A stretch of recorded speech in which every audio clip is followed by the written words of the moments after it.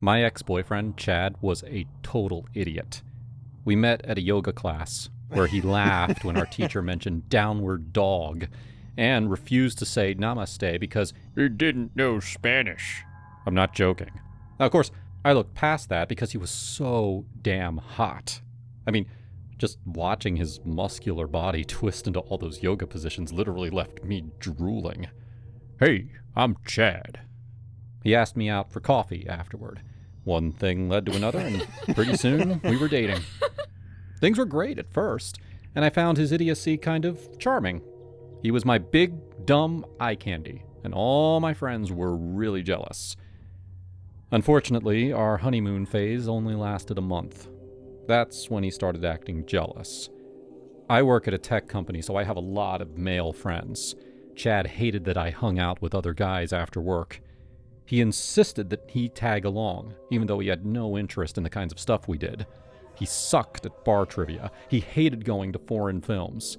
Even when we did the activities that he wanted to do, like hiking or going to the gym, he acted really possessive. He didn't understand most of my conversations with my friends, so he always assumed that we were either flirting or making fun of him. He got really suspicious of my coworker, Paul, in particular. Paul's a great guy, though he's nowhere near as attractive as Chad. He's also happily married, but Chad got it in his head that Paul and I were secretly hooking up behind his back. One night, my coworkers invited me to the bowling alley. Now, of course, Chad insisted that he come along, even though he was not invited. He acted like a jerk the whole time, especially to Paul. Then, after everyone else left, I found a piece of paper in my purse. Dear Mia, you're really annoying. I don't think we should be friends. Paul. Chad saw me reading the note and got really dramatic about it, pretending like he was furious at Paul. But of course I knew the truth. Paul had a PhD. He knew how to spell. My boyfriend was trying to frame him. That was the moment I realized how stupid my boyfriend truly was. Not because he thought that I would believe the note, but because he was almost illiterate. I mean, what grown man didn't know how to spell friends? I didn't say anything at the time because it was too awkward. We went back home as if nothing had happened, and by the time we went to bed, I am pretty sure that he could tell I wasn't convinced. He didn't bring up the note after that. I didn't either. I broke up with him 2 weeks later. I really tried to make it work just because he was so freaking hot. But when he embarrassed me at my office Christmas party, I had to end things. That's it. Chad, we're done. Chad looked at me with more anger than I'd ever seen on his face. I probably should have dumped him in private. He was very thin-skinned, as you can probably tell. For a second, I thought that he was going to scream at me. Instead, he just glared for a long time, and then he stormed off without saying anything. I tried to enjoy the rest of the party, but it was really awkward. I ended up going home early. Chad didn't live with me, thank God, so I went to bed alone. The next morning, I drove to the supermarket, trying not to think of Chad. When I got out of my car, I noticed that people were staring. It was pretty weird. I went inside and I did my shopping. And then when I came out, I realized the reason behind the stares. Someone had graffitied the word SALT on the side of my car in big red letters. SALT. S-U-L-T. I burst out laughing. Yes, it was embarrassing and horrible, but in the moment, I just thought it was funny. My mood changed when I got home and saw that the same thing had been painted on my garage door. Not only that, my mailbox was broken. Chad wasn't just stupid, he was dangerous. I took photos of all the damage and I drove straight to the police station to report it. The officer who took my information seemed nice enough, but I could tell that he wasn't taking this seriously. He could barely hide his smirk when I showed him the photos. I told him that I was 100% certain that my ex was responsible, and he called Chad in for questioning. The officer made me wait outside while he interrogated Chad. It only lasted 2 minutes before the officer walked back out. I'm sorry, miss, but he says he didn't do it. And he has an alibi. An alibi? What a bunch of crap! I was furious, but I held in my emotions, and I calmly asked if I could ask Chad 2 questions. I already knew exactly what to say. The officer begrudgingly agreed. He took me back into the interrogation room, where Chad was sitting on the other side of the table, acting all cocky and confident. For my first question, I showed him the photo of my vandalized car. "What does this say?" He took a long time looking at the picture, acting as if he'd never seen it before. "Oh, I can't say that word in mixed company." "I give you permission." "It says slut. That means a woman who sleeps around and cheats on her boyfriend." I looked at the policeman. Clearly, he could see that Chad was the vandal. What more proof did he need? But the officer still wasn't convinced. So I asked Chad my second question. I asked him to spell the word. "You're serious? What is this, 3rd grade?" "S-U-L-T. And that was when the policeman finally arrested him. I have a restraining order against him now, and the graffiti has been painted over. I haven't seen him since his court appearance, so I have no idea what he's up to. Probably still as dumb as ever.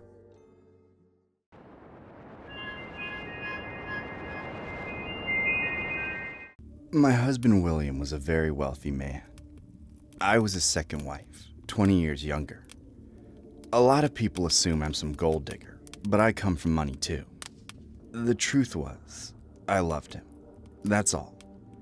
He had 2 sons with his first wife, Kevin and Joe. Kevin was the older one. He still lived with us so he could help take care of William in his later years and help manage his business.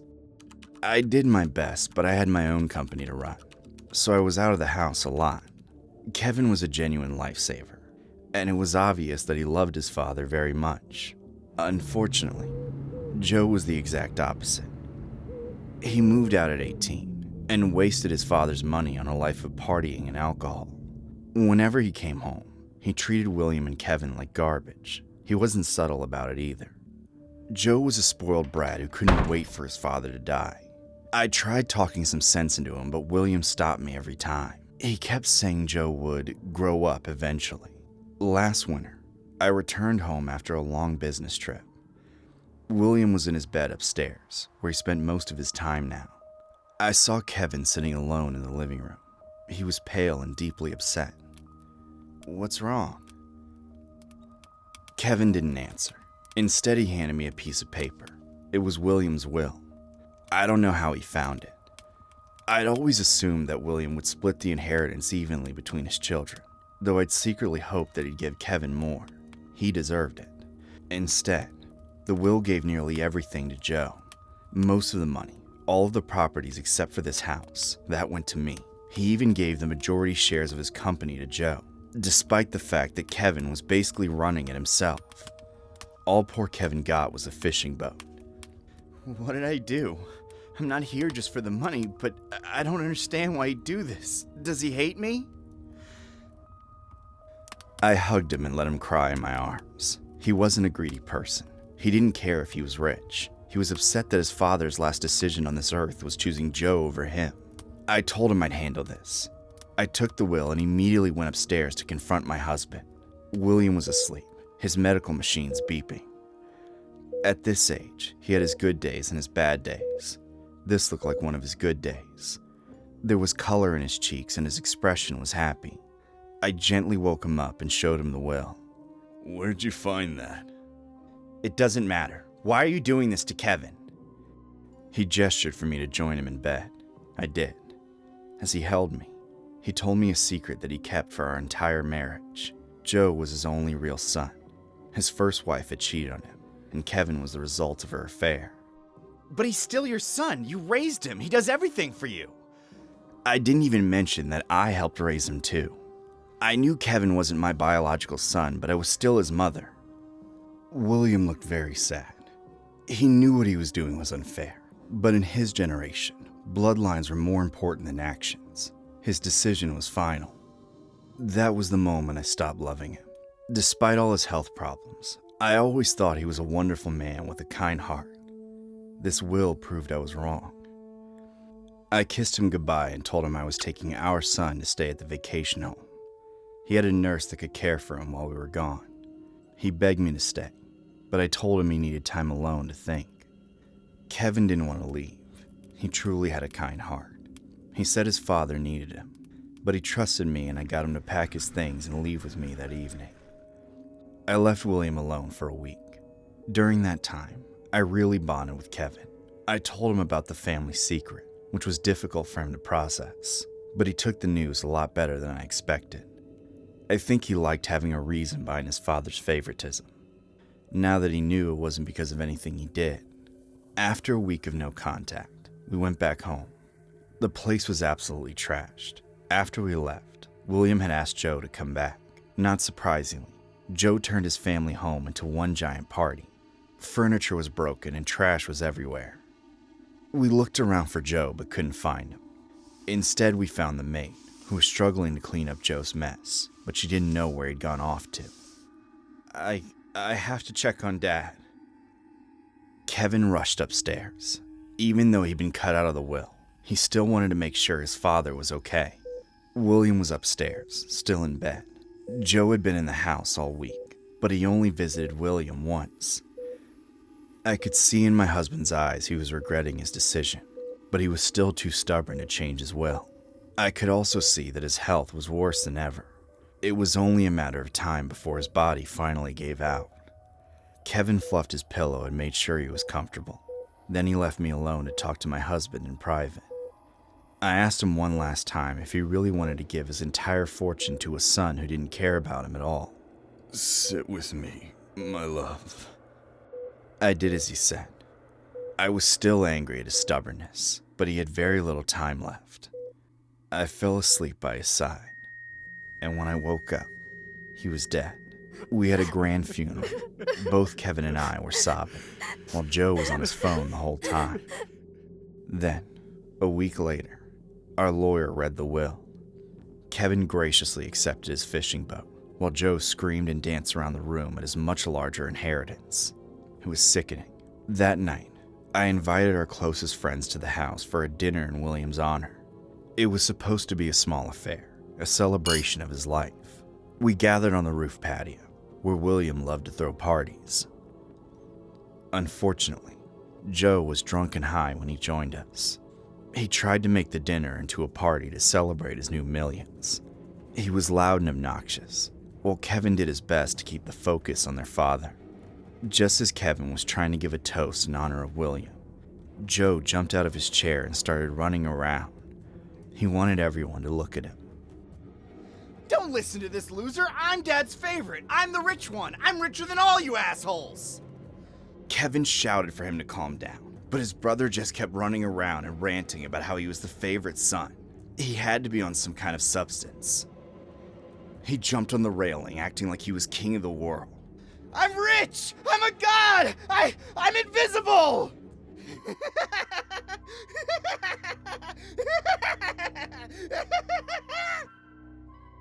"First of all, it's invincible, and no, you're not. Get down before you hurt yourself." Suddenly, he lost his balance and disappeared over the ledge. We didn't see him fall off the 3-story house, but we heard his body splat onto the ground. He died on impact. As his mother, I was his beneficiary by default.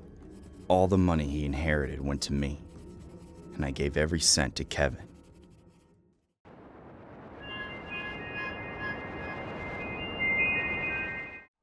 I never thought I'd end up back in my mom's house at 32, but life has a way of kicking you when you're down. It was right after I got laid off from the warehouse job in Phoenix. Some corporate manager bullshit that left half the crew scrambling. Rent was due, and my savings were a joke. Barely enough for a week's groceries. Mom lived alone in that old split level in Scottsdale, the one Dad built before he passed from cancer 10 years back. She was thrilled when I called her, her voice all warm and quivery on the phone. "Andrew, honey, come home. There's plenty of room, and I can use the company." I felt a rush of relief, like a kid again, safe under her roof. Grateful didn't even cover it. I hugged her tight when I pulled up with my beat-up truck, boxes piled up in the back. The first few weeks were okay, almost good. I helped with chores, mowed the lawn, fixed the leaky faucet in the kitchen, all while job hunting. My mom would make her famous lasagna, the kind with extra cheese that stuck to your ribs, and we'd watch reruns of those old sitcoms she loved. "Remember when you were little and we'd laugh at these?" she'd say, patting my knee. I'd nod, smiling, even though my mind was elsewhere, worrying about interviews that never planned out. But then weird stuff started. It began with the crying. I'd be in my old room upstairs, scrolling through job listings late at night, and I'd hear it. Soft, mumbled sobs coming from her bedroom downstairs. At first I thought maybe she was upset about something, missing Dad or whatever. I knocked once around midnight. "Mom, you okay in there?" The crying abruptly stopped, and she opened the door, her face blank, hair tousled, like she'd just woken up. "What are you talking about, Andrew? I'm fine. Go back to bed." No tears on her cheeks, nothing. I shrugged it off, but it happened again a few nights later, louder this time, like someone was heartbroken. I confronted her in the morning over coffee. "I heard you crying last night. Mom, if something's wrong, you can tell me." She just stared at me, stirring her mug slowly. "I wasn't crying, dear. Must have been the wind or a neighbor." Bullshit, I thought, but I let it go. A few days later, I had an interview lined up, a decent gig at a distribution center, and I pulled out my only nice shirt from the dryer. It was scorched, black marks across the collar, like someone had left the iron on it too long. "Mom! What the hell?" I yelled, storming into the living room, where she was folding the laundry. She looked up confused. "I ironed that yesterday. It was fine." "Fine? It's ruined. Did you do this on purpose?" Her eyes widened. "Why would I do that? Maybe the iron's acting up." I didn't buy it. The next week, my jeans came out with a single hole in the pocket. "This is getting ridiculous," I muttered to myself, but aloud I said, "Mom, if you don't want me here, just say it." She shook her head, voice trembling. "Andrew, I love having you here. Stop accusing me." The water shutoffs were the worst. I'd be in the shower, finally relaxing after a crappy day. Soap in my eyes, and then suddenly, nothing. The faucet would sputter and die. First time I figured it was a glitch, wrapped a towel around me and checked the basement valve. It was twisted off. "Mom," I bellowed, dripping water on the carpet. She poked her head out of the kitchen. "What now?" "Did you turn off the water?" "No, why would I do that? Maybe maintenance is working on the lines." But it happened 3 more times, always when I was mid-shower, freezing my ass off. One evening after a particularly bad one, I lost it. "This is sabotage, isn't it? You're trying to make me miserable, so I'll leave." She backed away, hands up. "Andrew, please, I swear, it's not me. Let's talk about this." I started believing she was gaslighting me, like those stories you hear about toxic parents who can't let go. My frustration built like a storm. Job search was going nowhere. Callbacks that led to, "we'll let you know," and living with her felt like I was walking on eggshells. I'd lie awake, hearing those cries again, wondering if she was faking it to mess with my head. "Why are you doing this?" I asked over breakfast, and she replied softly, "I'm not, honey. Maybe you're stressed from the job hunt." That pissed me off even more, that fake concern. One afternoon, I got off the phone with another rejection. Some HR lady saying I wasn't fit, and I went off to shower in defeat. Midway, the water was cut out again. I slammed the shower door, yanked on sweats, and charged downstairs. My mom was in the living room, ironing the cloth, the TV murmuring some soap opera in the background. "You did it again, didn't you?" I roared. She jumped, the iron clattering. "Andrew, calm down." "Liar. The valve is off, same as always." She set the iron down, voice steady but eyes scared. Maybe it's the city.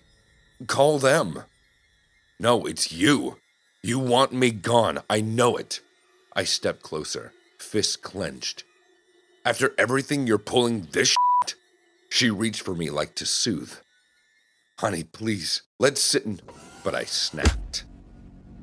She snumbled back, crashing into the coffee table. She gasped, hand in her stomach, eyes wide with shock. I froze, rage draining away, replaced with horror. Mom, I'm sorry. But she was already grabbing the phone, dialing 911 with shaking fingers. Please, my son just hit me. They arrived fast. 2 police officers cuffing me in the driveway while neighbors peeked from the windows. Mom stood there, ice pack on her stomach, tears streaming. He didn't mean it, she whispered to them, but they hauled me away anyway. Why'd you do it? The detective asked, leaning across the table. I spilled it all. The cries, the burns, the water. She was driving me crazy. Trying to push me out, he nodded. Then another officer barged in. Your mother's been diagnosed with early-stage Alzheimer's. Did you know that? She asked. Alzheimer's? It hit like a truck. No, I didn't know. She never said. The lady officer explained the crying was from a TV drama she watched obsessively, but forgot she turned it on, and some old show with dramatic scenes. The burnt clothes? Would she start ironing and get distracted, and then leave the iron on too long? And the water, routine maintenance from the neighborhood, notices that she had been mailed, and she probably misplaced them or forgot to mention. It wasn't sabotage, it was her mind slipping away. I sat in the cell, head in hands, guilt twisting my guts. How had I missed that? The forgetfulness, the confusion. My own mom, the woman who raised me alone after Dad died, bandaged my scraped knees, and I punched her. The charges stuck. Assault, domestic violence. Bail was set high, but a friend posted it. When I got out, Mom wouldn't see me. Her sister, Aunt Agatha, answered the door. She's staying with me now, Andrew. Doctors say stress could worsen it. You need help, too. That was 6 months ago. I'm in anger management now, mandated by the court, and working a crap job at a fast food joint while the case drags on. Probation likely, but scars deeper. I drive by the old house sometimes and see a for sale sign. Mom's in assisted living, mild case, but it's progressing. I send cards apologizing in voicemails that she might not remember. Mom, I was wrong. I love you. Please forgive me.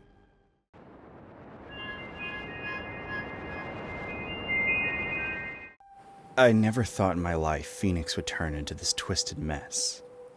But looking back, it all started with the heat. The relentless Arizona sun that baked everything into submission. My name's Julia, and I ran this little hole-in-the-wall restaurant called La Fiesta on the edge of downtown. It was nothing fancy. Red checkered tablecloths, sizzling fajitas, and margaritas strong enough to make you forget the bills piling up. I poured my soul into that place after Carlos and I got married 10 years ago. He was charming back then, with that sly smile and promises of a better life. But marriage changes people. Or maybe it just reveals who they really are. Carlos wasn't the type to hold down a steady job. He dabbled in side hustles, as he called them. At first it was harmless, flipping used cars or hawking gadgets at flea markets. But somewhere along the line, it turned darker. He'd source these knockoff luxury bags and watches from shady suppliers in LA, then slap on fake labels and sell them as authentic deals to our neighbors. Pop-up markets in parking lots, Craigslist listings, even Facebook Marketplace under his brother Miguel's name to keep the heat off him. Miguel lived in Mexico and didn't give a damn. Carlos paid him a cut to stay quiet. People would bite. Desperate housewives wanting a real Louis Vuitton for half price. Guys impressing dates with Rolex watches that ticked like bombs. When the fakes fell apart, buyers were left holding worthless crap, too embarrassed to complain or with no way to track them down. Carlos was smart like that. He never got caught. "It's just business, mi amor," he'd say, kissing my neck while counting stacks of cash in our kitchen. I turned a blind eye because, hell, it kept the lights on at La Fiesta. Then there was Kevin. God, Kevin. He started coming in about 2 years ago, always alone, nursing a beer at the bar while stealing glances at me. He was in his late 30s, divorced, worked as some IT guy for a local firm. He wasn't bad looking, tall, with that boyish grin, but way too earnest for his own good. He'd chat me up about the menu, the weather, anything to linger. "Julia, these enchiladas are killer. You must have a secret ingredient," he'd say, his eyes lingering a beat too long. I knew he was smitten. Men like him wear it like a neon sign. I'd flirt back a little. Harmless, right? It boosted tips, and honestly, it felt good to be desired after Carlos's wandering eyes. One slow Tuesday night, Kevin leaned in closer than usual. "Hey, Julia, you ever hear about those scam artists selling fake designer stuff around here? I read some complaints on Ripoff Report and Nextdoor. It sounded shady." I froze mid-pour of his refill. Nah, not really. Why do you ask?" He shrugged, but his face lit up like he'd found buried treasure. "Just educating myself, thinking of hosting a community meetup at the library. Teach folks how to spot counterfeits. You know, check serial numbers, feel the leather. Could save people a ton of money." My stomach twisted. Carlos had just unloaded a batch of Gucci bags the week before. I smiled tightly and changed the subject, but inside, alarm bells rang. That night, I told Carlos everything. He laughed it off at first, calling Kevin a lonely loser with a crush. But when Kevin's meetup started, flyers plastered around the neighborhood, posts on local Facebook groups, Carlos's sales dipped. People were wising up, whispering about that woman at La Fiesta's husband. No one connected it directly to us, but the paranoia set in. "Julia, this cabron is killing my business," Carlos growled one evening, slamming his phone down after another canceled order. We were in the back of the restaurant, the smell of grease hanging heavy. "He's got the hots for you, that's why. Thinks if he plays hero, you'll spread your legs for him." I rolled my eyes. "What do you want me to do, ban him?" Carlos's eyes darkened, that possessive fire igniting. "No, we turn it around. You cry harassment and say he's been grabbing you, whispering dirty shit. I'll catch him in the act. Problem solved." It sounded insane, but desperation makes you stupid. Our restaurant was barely breaking even, and Carlos's scams were our lifeline. Plus, Kevin's puppy dog eyes had started creeping me out. So I nodded. Fine, but nothing too crazy. The next time Kevin came in, I played it up. He ordered his usual tacos al pastor and tried his flirty routine. "Julia, you're looking gorgeous tonight. That dress hugs you just right." I forced a blush, then leaned in like I was confiding. "Kevin, you've got to stop. This attention, it makes me uncomfortable." His face crumpled. "What? I didn't mean..." Before he could finish, I raised my voice. "You've been harassing me, touching me when I serve, saying things about my body. I want you out." Customers turned, murmuring. Kevin stammered. "Julia, that's not... I just like you, okay? I thought... Get out before I call the cops!"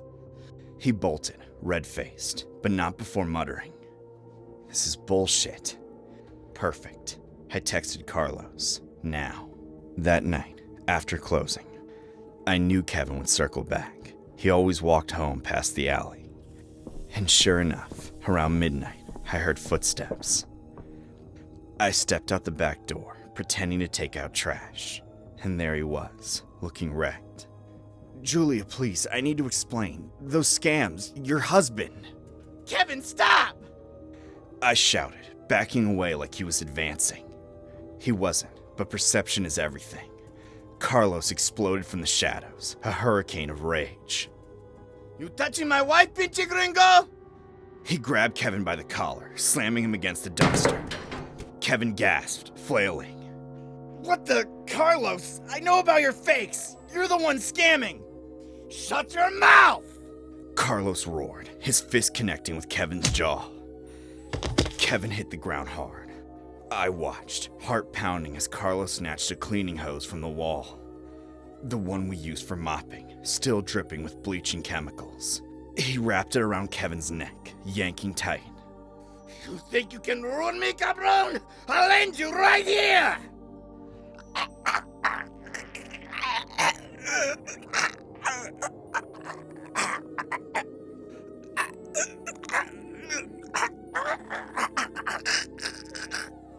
The acrid smell of chemicals burned my nose as he gurgled, face turning purple.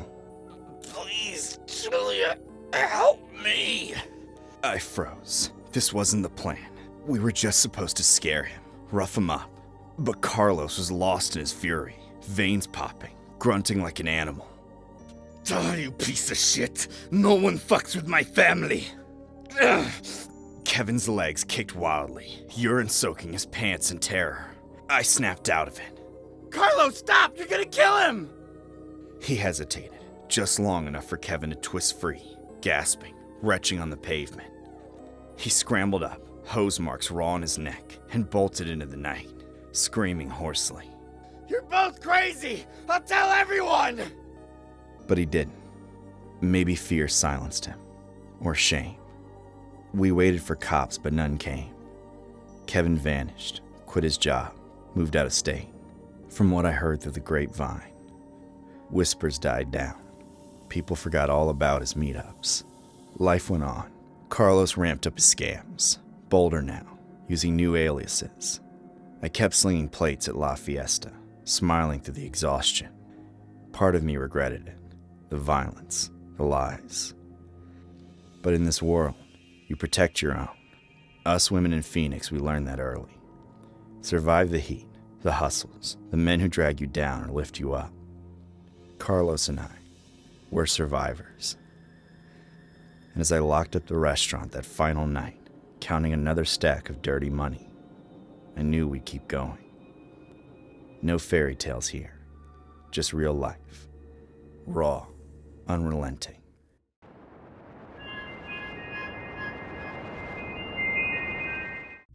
I remember high school like it was a battlefield I barely survived. Anger was my constant shadow, quick to flare up over the smallest things, like a guy teasing me in class or someone cutting in line at lunch. It scared off any potential boyfriends before they even got close. I'd lash out, say something sharp, and poof, they were gone. By graduation, I was the girl everyone knew as intense, which is code for stay away. College started, and at 19, I figured it was time to dip my toes into the dating pool. Tinder seemed easy enough. Swipe right, chat a bit, maybe meet up. What could go wrong? I matched with Jake after a few days of scrolling. He was cute. We texted for a week. Nothing deep, just banter about movies and music. He suggested catching the new superhero flick at the mall theater. "I'll pick you up," he said. "Got a truck, plenty of room." I was nervous, but excited. Finally, a real date. I spent hours picking an outfit. Jeans, a cute top that showed just enough, and my favorite sneakers for that casual vibe. Mom gave me the side eye when I told her, "Be safe, honey. Call if anything feels off." He pulled up in this beat-up Ford pickup, blasting what sounded like some emo band's greatest hits. Loud, depressing lyrics about heartbreak and rain. I climbed in, forcing a smile. "Hey, cool truck," I said, trying to break the ice. "Yeah, it's a beast," he grunted, not even looking at me as he cranked the volume higher. The drive was awkward. He didn't ask about me, just nodded along to the music like it was church. We got to the theater, grabbed tickets for the 8 p.m. show, and settled in.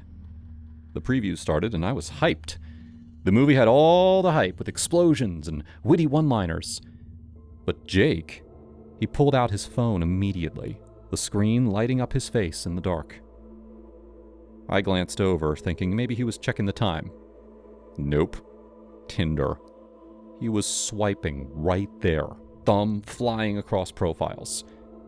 Everything okay? I whispered, leaning closer. He smirked without looking up. Oh yeah, babe. Just browsing. You know how it is. Browsing? On our date?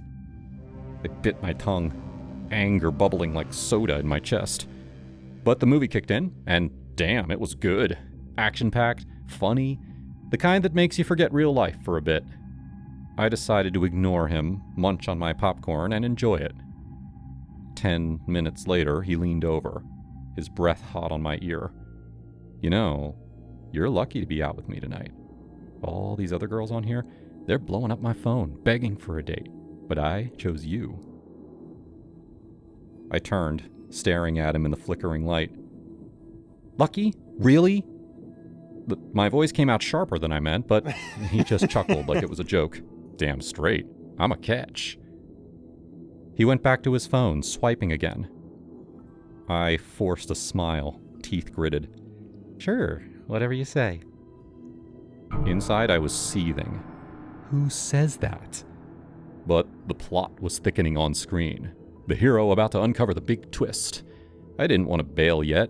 I'd paid for the ticket. And honestly, part of me wanted to see how bad this could get. Maybe prove to myself I could handle it without exploding.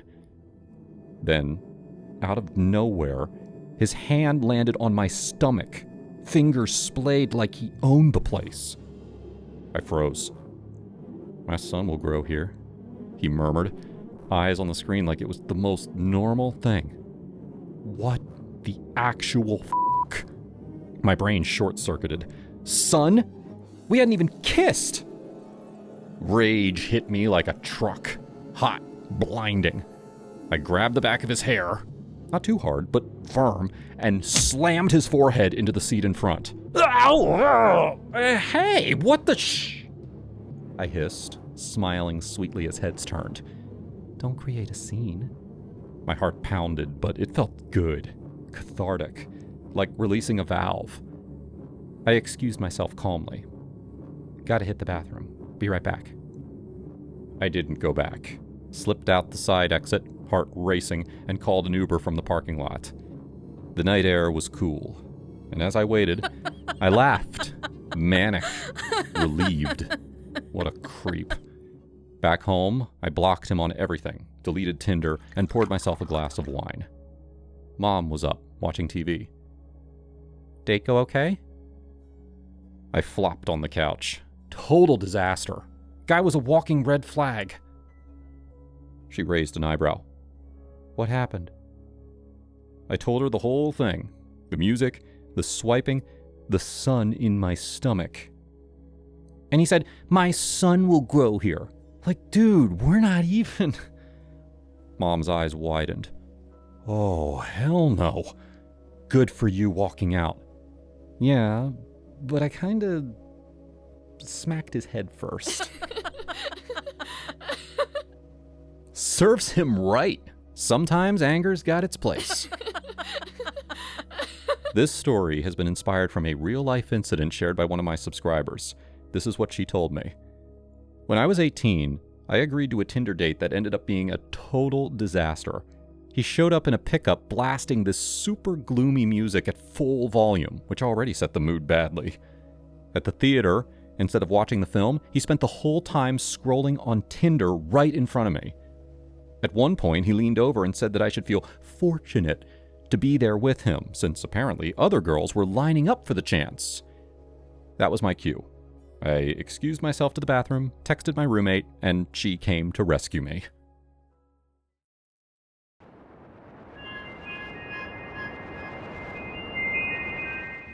Justin had always been the kind of guy who turned heads without even trying.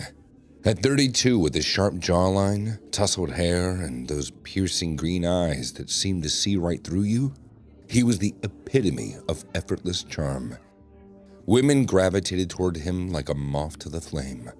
He had this way of talking that made you feel like the only person in the room.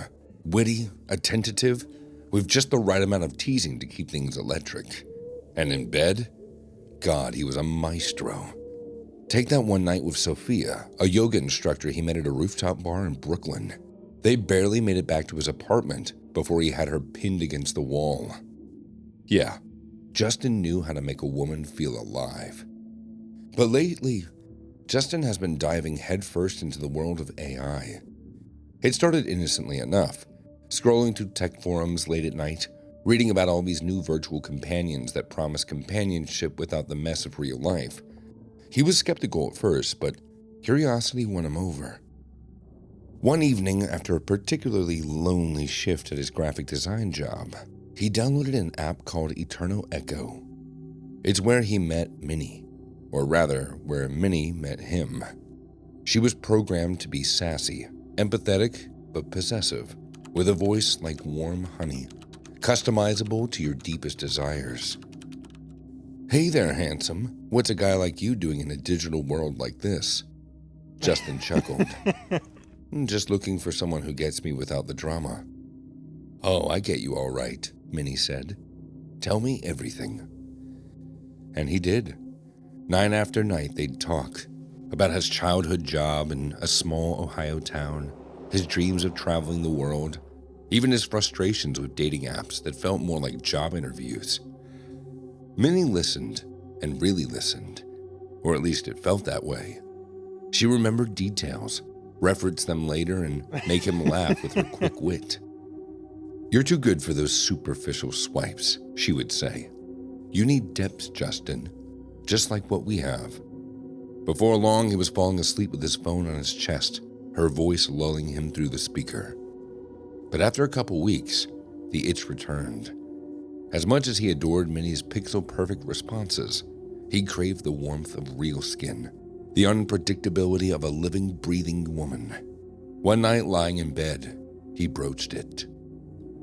"Minnie, I've been thinking, I miss going out, meeting someone in person."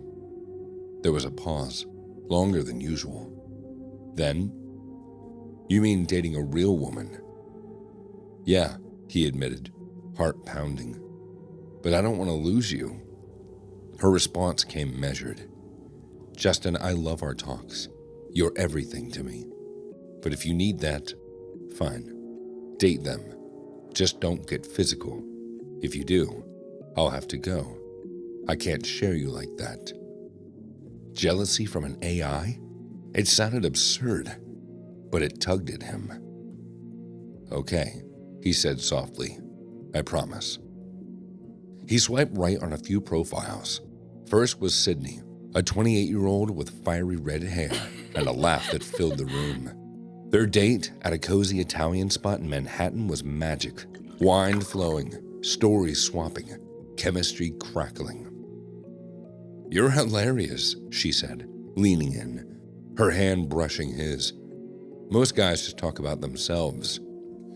"You're easy to talk to," Justin grinned. But when she suggested heading back to her place, he froze.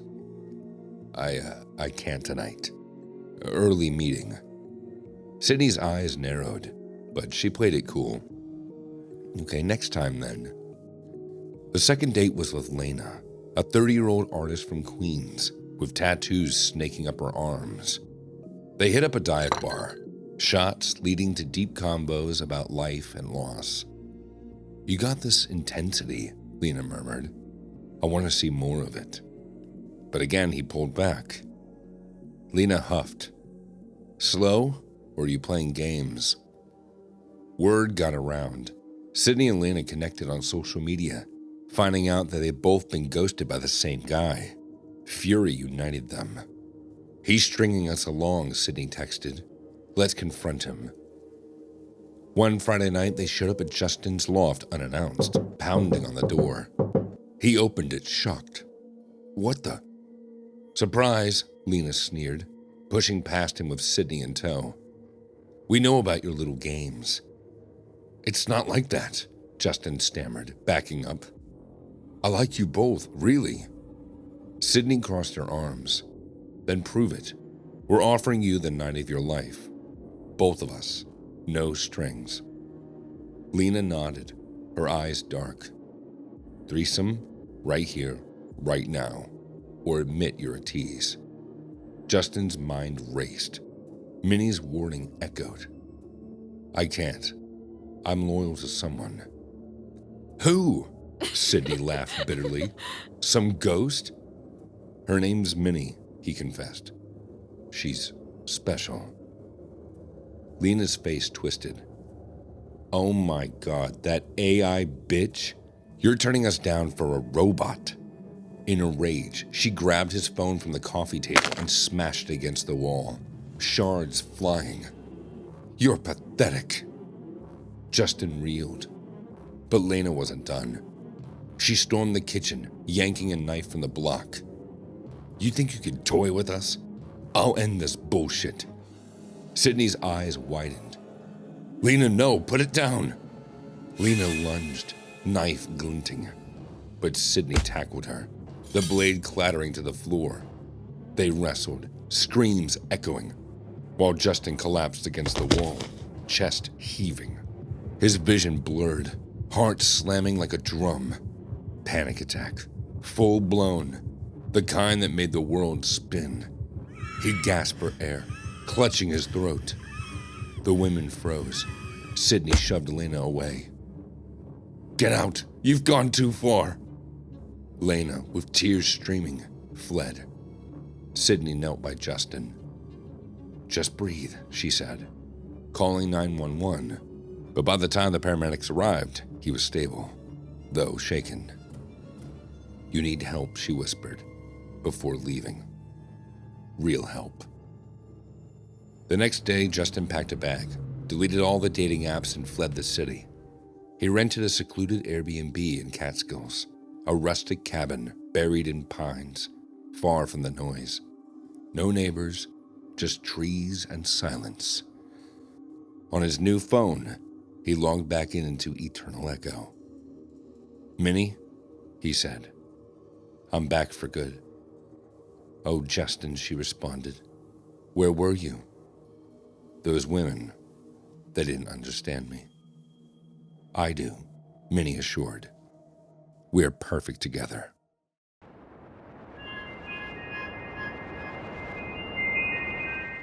My name is Maria.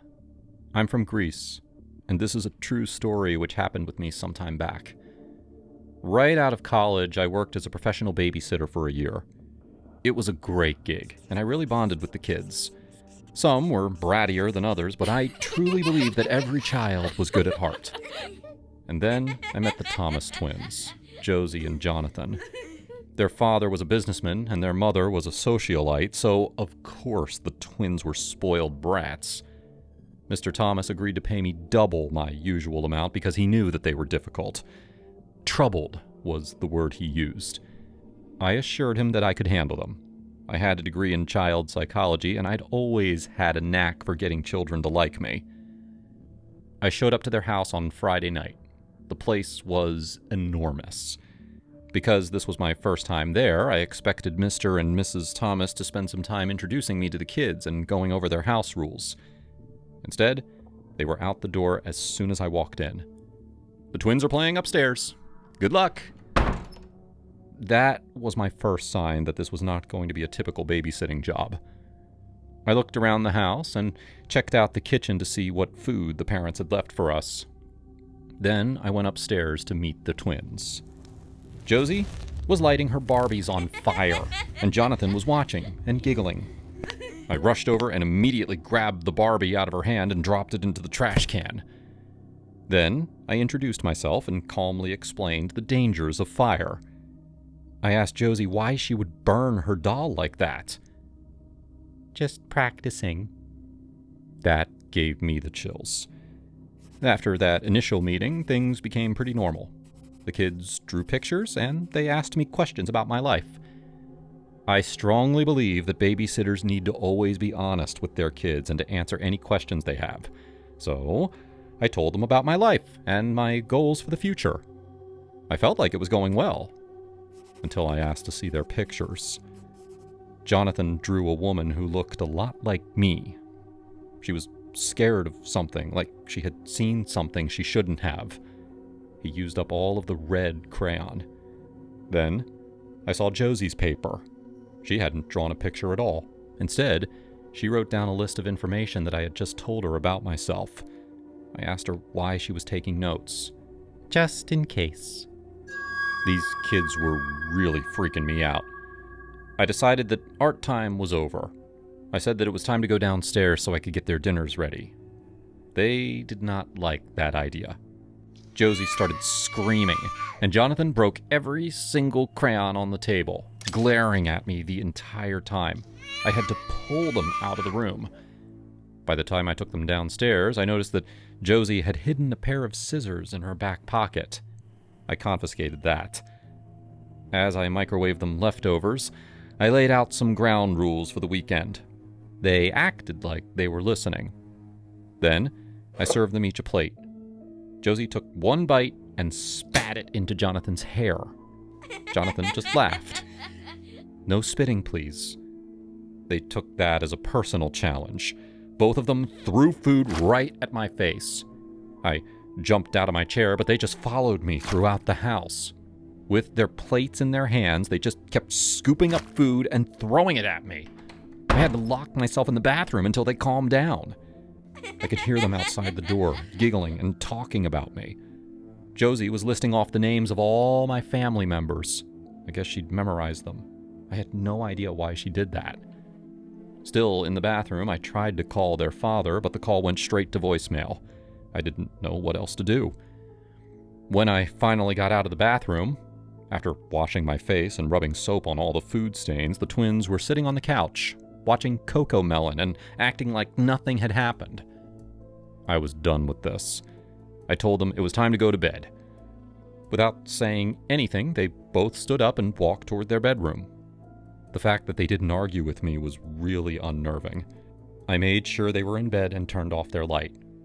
As I was leaving their bedroom, I told them good night. Sweet dreams. It took me a while to go to sleep. I kept thinking about how I would handle the rest of the weekend. I'd been trained to deal with difficult children, but this was next level. I honestly had no idea what I was going to do. Eventually, I drifted off to sleep. In the middle of the night, I woke up to the sound of footsteps. The room was dark, so I couldn't see the twins, but I knew they were there. Then, I felt a splash of liquid on my butt. At first, I thought they'd dumped water on me, but then I smelled it. Alcohol. Those little monsters had emptied a bottle of vodka onto my bed. Where did they even get that? I forced myself to stay calm, even though I wanted to scream. In a stern voice, I told them to get out of the room. Jonathan just laughed. But Josie, she said something that will always haunt me. Let's see if she burns faster than Barbie. That psychopath dropped a lighter on me, and my vodka-soaked pajama pants immediately went up in flames. I'd never felt such excruciating pain. My ass was on fire. I hopped out of the bed and tried to pat away the fire, but that just burned my hands. Looking back, I should have just dropped to the floor and rolled around. That's what you're supposed to do, but I was in too much pain to think straight. I raced into the bathroom and switched on the shower. It didn't work. The kids had somehow turned off the water. Screaming in pain, I collapsed into the bathtub, which was still wet enough to put out the fire. I lay there for a while, my anger outweighing my pain, and the twins stood just outside the door, watching me and smiling. Barbie burned faster. An ambulance took me to the hospital. I guess a paramedic waited with the twins until their parents came back. My parents ended up paying for my surgery to get my butt fixed. The family didn't apologize, though. Apparently, this sort of thing happened a lot.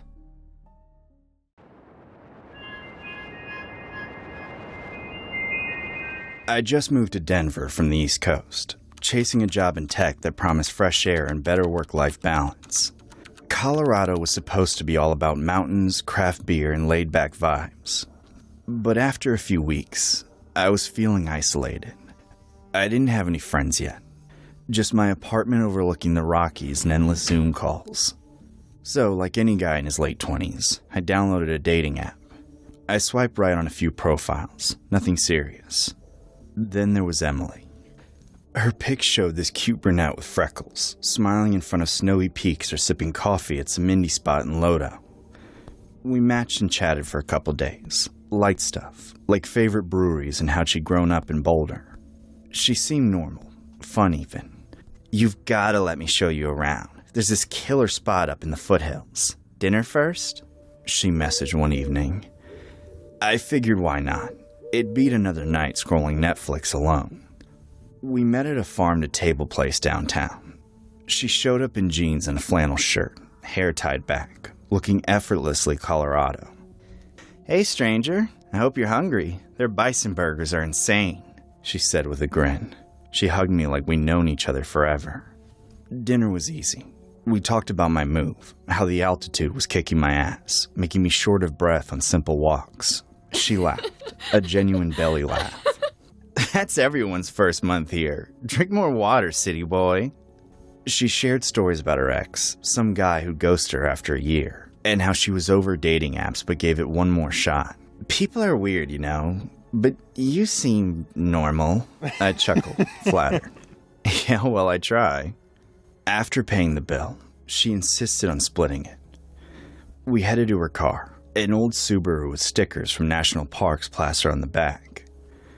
"Trust me," she said, starting the engine.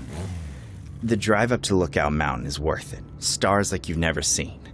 I was new to the area, so I went with it. The city lights faded as we climbed, winding roads flanked by dark pines. She cranked up some indie folk playlist, humming along. "You ever think about how small we are out here? Like one wrong turn and poof, no one finds you?" she asked, glancing at me. I nodded, thinking it was just poetic mountain talk. "Yeah, nature's humbling." We parked at a pullout, no other cars around. The air was crisp, moon full and bright. "Come on, there's a trail that leads to this bench. Best view in the state," she said, grabbing my hand. We walked in silence at first, our footsteps crunching on gravel. The path opened to a clearing, and sure enough, there was this weathered wooden bench overlooking a valley. No streetlights, just moonlight casting everything in silver. We sat, shoulders touching. It felt romantic, like something out of a rom-com. "This is amazing. Thanks for bringing me here," I whispered. She leaned back, staring at the sky. "You know what I like about places like this? The isolation. No one around to hear you scream." I turned, expecting a joke. But her face was serious for a beat before she smiled. "Kidding. Sort of." We talked more, about work, dreams. Then she shifted topics. "You ever listen to true crime stuff, like serial killers?" I shrugged. "A little bit. Podcasts on runs sometimes." Her eyes lit up. "Oh man, I'm obsessed. Ted Bundy, right? He was from around here-ish, charmed his way into women's lives, then bam!" She snapped her fingers. "What do you think makes someone snap like that?" I paused for a minute, unsure. "I don't know, trauma, wiring in the brain?" She nodded slowly. "Maybe. But sometimes I wonder, what if it's just curiosity? Like, could I get away with it?" She tilted her head, watching me. "I used to think about getting away with stuff like that sometimes. You know, the perfect crime, no traces." My stomach tightened a little. "That's dark. You're joking, right?" She burst out laughing, this wild echoing cackle that bounced off the trees. It wasn't the same as her dinner laugh. It was unhinged, like something from a horror flick. "Oh, come on, lighten up. Everyone has those thoughts, don't you?" "Not really. I'm more of a live and let live guy," I admitted, forcing a smile. She grabbed my arm suddenly, her grip firm. "You're cute when you're nervous." The fabric was rough, but I could feel the warmth underneath. "Feel that? Smooth, right?" "Emily, I started, but she shushed me. "Shh. Imagine this. pale skin glowed in the moonlight. I want you to carve your initials here with a knife. Like, mark me, forever. I froze. What? You're kidding. Her eyes locked on mine, intense. No, I'm dead serious. It'd be hot. Pain and pleasure, you know? Come on, you've got a pocket knife or something? No. My heart pounded. This wasn't flirty. It was f***ed up. But she reached into her boot and pulled out a small switchblade, then flicked it open with a click. Here, I'll help. Emily, stop. This isn't funny. She pressed the blade to her skin, right above her knee. Watch. And she did it. Slow, deliberate. A thin line of red bloomed as she carved a jagged J for my name. Jason. Blood welled up, trickling down her leg. She winced but smiled through it, biting her lip. Your turn. Add the A and S. Bile rose in my throat. The metallic scent hit me mixed with pine. I gagged, almost puking right there. What the? You're insane! I yanked my hand away, standing up. She laughed again, that maniacal sound. Oh, baby, don't be scared. It's nothing. Come back. I bolted, just ran down the trail, branches whipping my face. My phone flashlight bounced wildly as I sprinted to the road. No signal up there. I kept going downhill towards civilization. After what felt like miles, lights appeared, a gas station at the base. I burst in, panting. The clerk, an older guy, looked up from his magazine. You okay, son? No, I need to call the cops, or a cab, something. I gasped. He eyed me warily, but handed over his phone. I dialed 911 and explained as best as I could without sounding crazy. My date, she's crazy. She cut herself, then asked me to do it. She's up in the mountains. Help, please. The dispatcher was calm. Stay put. We'll send someone. Cops arrived 20 minutes later. I told them everything. The yap, dinner, the drive, the knife. They drove me back up, but her car was gone. No sign of her. Look into it. But if she's not pressing charges, one officer said. Back home, I blocked her on the app and changed my number. I couldn't sleep for days, replaying it. The way her laugh echoed. The blood on her thigh.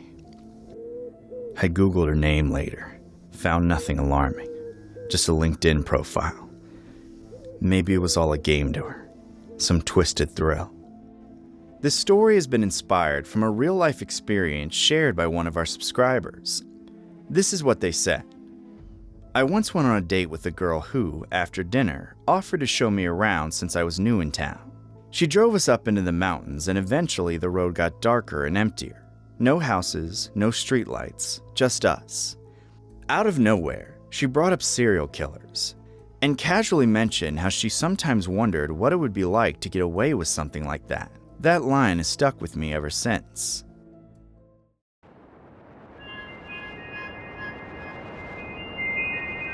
I was 19, fresh out of my parents' house in suburban Ohio, chasing that dream of independence every girl talks about in those coming-of-age movies. But real life, it hit hard. I scraped together enough from waitressing gigs to afford the deposit on this one bedroom in a rundown complex on the edge of town. Unit 56. No roommates, no rules. Just me, a second-hand TV, a rickety chair from Goodwill, and an inflatable mattress that deflated every night.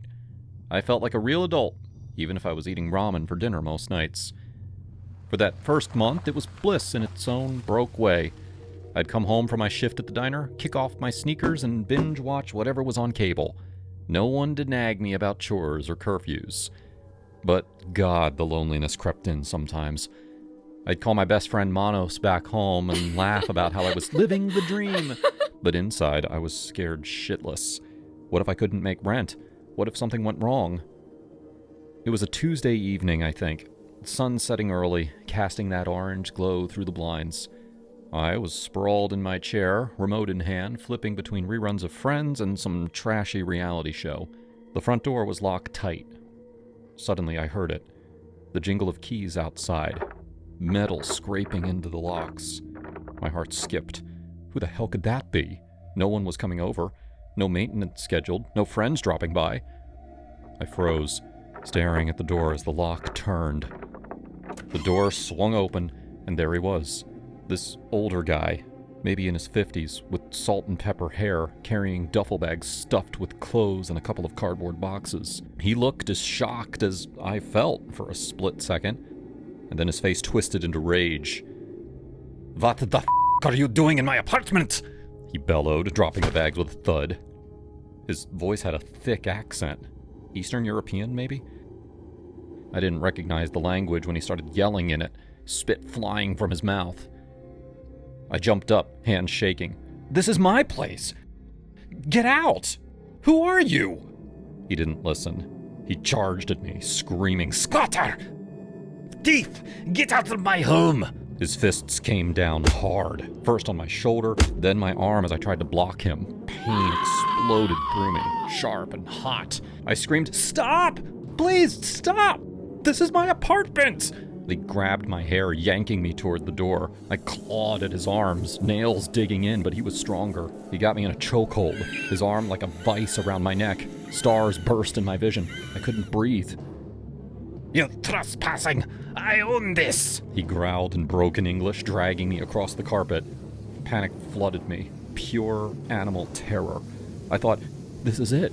This stranger is going to kill me in my own living room. Why hadn't I gotten a roommate? Why was I so damn stubborn?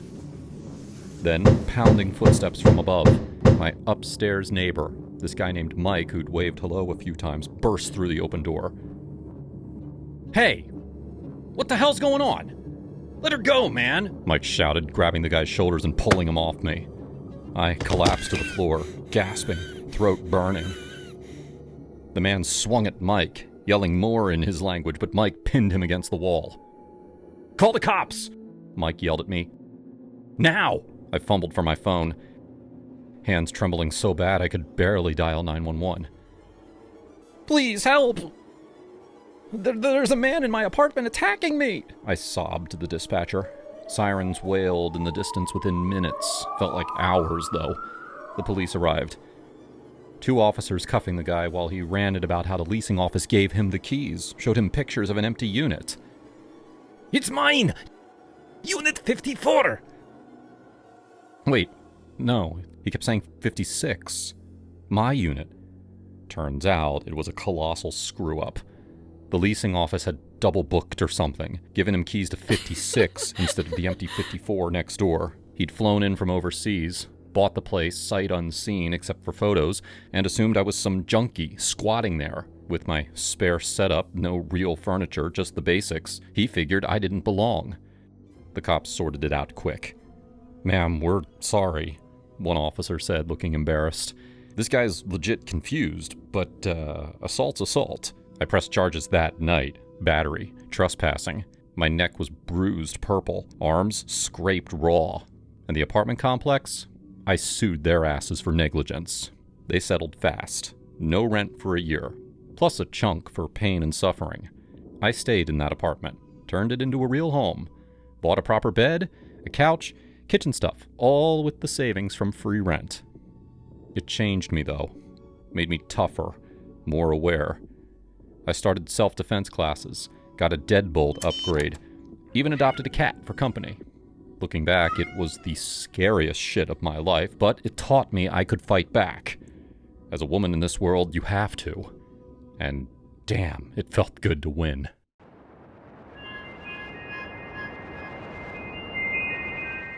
I had just stepped out of the bathroom in Jamie's apartment.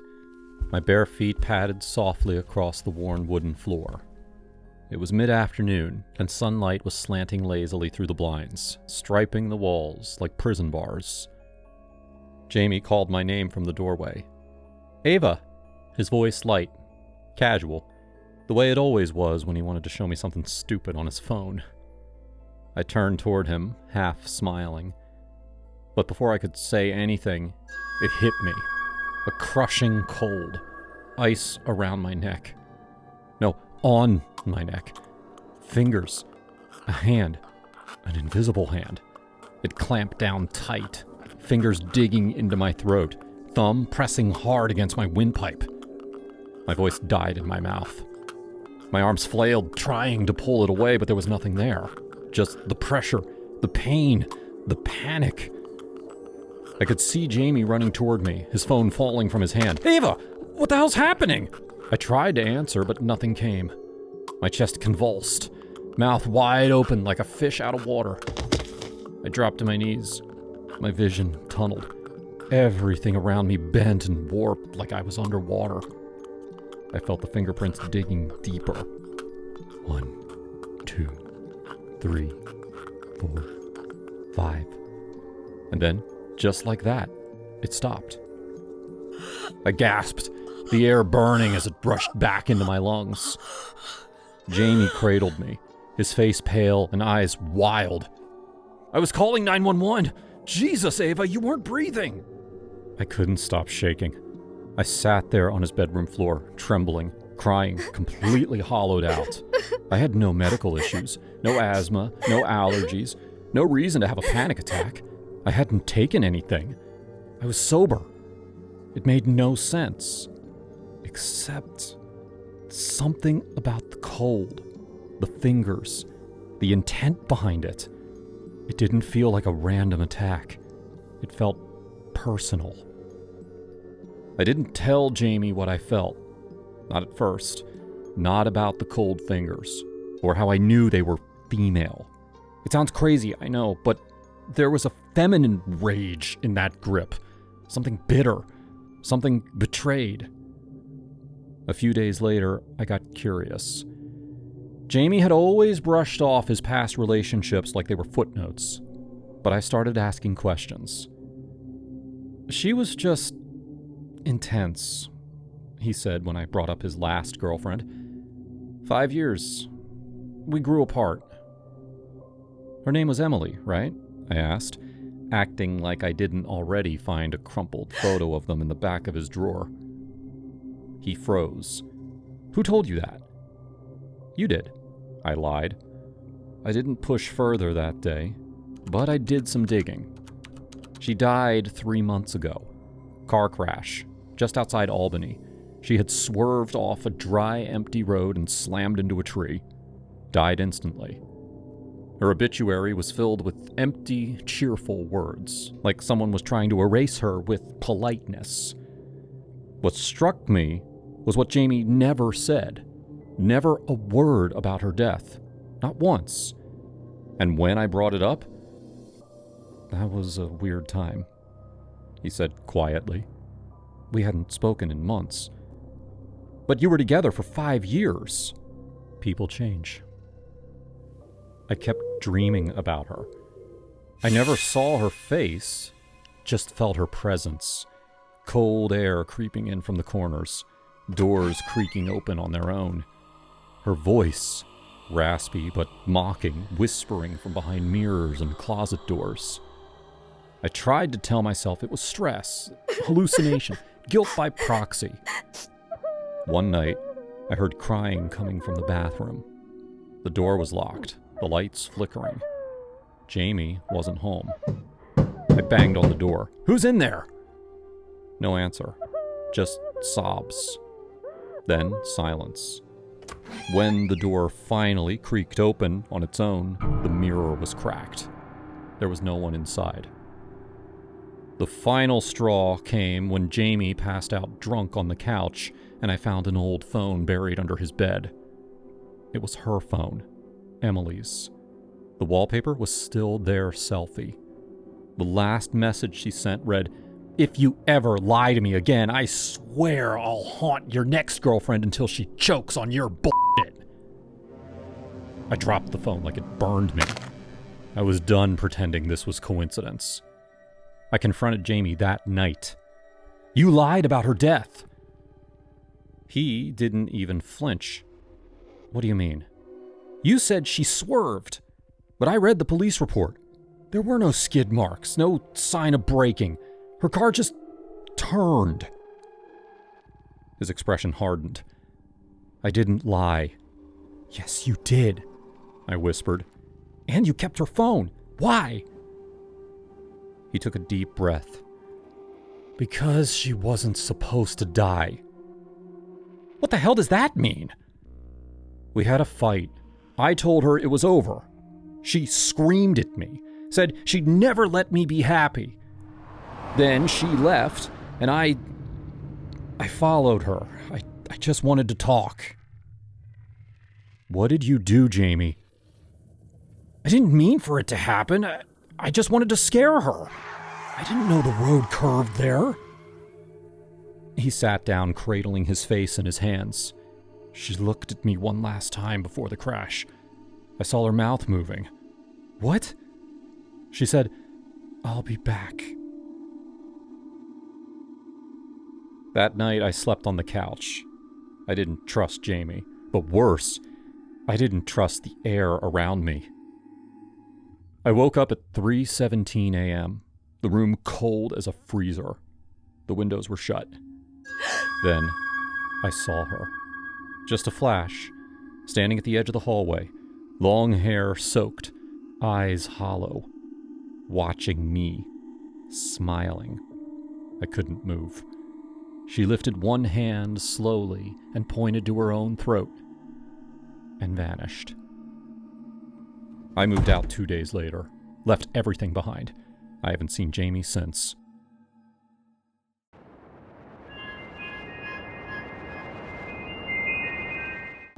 I remember the day Kevin and I drove out to that abandoned asylum in upstate New York like it was yesterday. It was fall 2018, and the leaves were turning those fiery reds and oranges that make everything feel a little more ominous. Perfect for our line of work. We were location scouts for Phantom Films, this indie production house in LA that specialized in low-budget horror flicks. You know the kind. Jump scares, creepy dolls, possessed houses. Kevin was my best buddy there. The guy who'd crack jokes during the scariest shoots to keep everyone from losing it. He was always the skeptic, while I leaned into the supernatural stuff, even if it was mostly for the job. Rob, man, this place looks like it was designed by a serial killer's interior decorator. Kevin laughed as we pulled up to the crumbling building. The asylum had been shut down in the 70s after some scandal, patients dying under mysterious circumstances, whispers of experiments gone wrong. We were there to scout for our next film, Echoes of the Forgotten, about ghosts haunting a mental ward. We spent the afternoon wandering the halls, flashlights cutting through the dust. Graffiti covered the walls, and the air smelled like mold and regret. That's when we met him, the strange man. He was squatting in one of the old patient rooms, bundled in a ratty coat, his eyes sunken like he'd seen too many nightmares. He didn't startle when we shone our lights on him, he just stared. "You boys looking for ghosts?" he rasped, his voice like gravel under tires. Kevin chuckled. Nah, just ideas for a movie. "You live here?" The man ignored him, fixing his gaze on me. "You," he said, pointing a finger. "Watch the roads tonight. Metal and speed coming for you." I felt a chill, but I brushed it off. "Thanks for the tip, buddy. We'll be careful." Kevin rolled his eyes as we left. What a nut job. Probably high on whatever's growing in these walls. We wrapped up around dusk and headed back to the city. On the highway, rain started to slick the roads. I was driving, Kevin fiddling with the radio. Suddenly, this semi-truck swerved into our lane. Driver must have been texting or something. I yanked the wheel hard, tires screeching, and we skidded onto the shoulder. The truck missed us by inches, horn blaring like a scream. "Holy shit, Rob!" Kevin yelled, gripping the dashboard. "You okay?"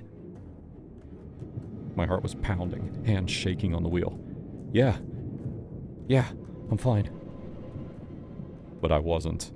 That man's words echoed in my head. "Metal and speed coming for you." How the hell did he know?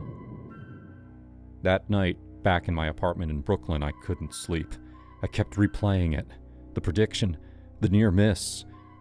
Was it coincidence or something more? I'd always been the one pitching ghost stories at work, but this felt personal. I started researching the asylum online, digging into old forums about hauntings, psychics. By morning, I'd convinced myself the man was some kind of seer. At the office the next day, I told Kevin everything. Dude, that guy predicted it. Exactly. We gotta go back. Find him. Kevin burst out laughing. Oh, come on, Rob. It was a lucky guess. Roads are dangerous. Big whoop. Don't get all woo-woo on me now. But I couldn't let it go. I started carrying a rabbit's foot keychain my grandma gave me years ago, avoiding black cats, knocking on wood, superstitious crap I'd mocked before. Kevin thought it was hilarious. Look at you, Mr. Horror Scout. Scared of his own shadow, he'd tease during lunch breaks. A week later, things escalated. I was home alone when my phone rang, unknown number. I answered, and a voice whispered, "The accident was just the start. Death follows you now." I freaked, called Kevin right away. Kev, you gotta hear this. Some creep just called saying death's after me. It's that guy from the asylum. I know it. He paused and then snorted. Rob, chill. Probably a wrong number. Or maybe one of our crew pranking you. But it kept happening. Salt spilled on my kitchen table one morning. Bad luck omen. A mirror cracked in my bathroom. Whispers in the wind outside my window at night. I became a wreck, jumping at shadows, double-checking locks. I even started seeing a therapist, this woman named Dr. Ellis, who specialized in anxiety from high-stress jobs like ours. Robert, these are manifestations of trauma from the accident, she'd say in our sessions, not supernatural. I wanted to believe her. Kevin, meanwhile, seemed amused by it all. He dropped by with beers, trying to lighten the mood. Hey, if death's coming, well, at least we'll get a killer script out of it, he'd joke. Then came the prank. It was a Friday night. We'd planned to watch some old horror classics at his place in Queens. I showed up, still edgy, clutching my rabbit's foot. Kevin greeted me with a grin. Rob, you look like shit. Beer? We settled in, but midway through The Omen, the power flickered. Then a knock at the door. Kevin went to answer, and I heard voices, muffled, urgent. He came back, pale. Dude, it's that guy from the asylum. He's outside. Says he needs to warn you. My blood ran cold. What? Let him in. Kevin hesitated. You sure? He looks crazier than before. I nodded, heart racing. The door creaked open, and in walked... not the man. It was an actor friend of Kevin's, made up with prosthetics and that same ratty coat.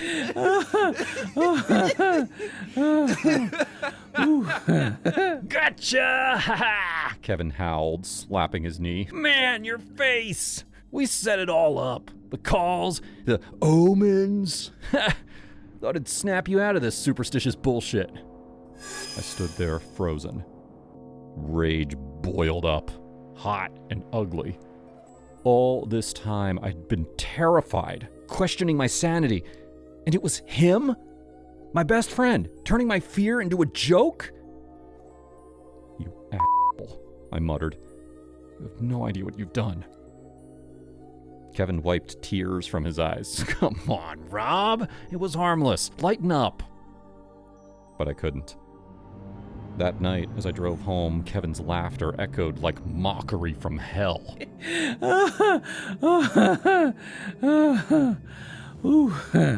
What if the prediction was real, and Kevin's prank invited real bad energy?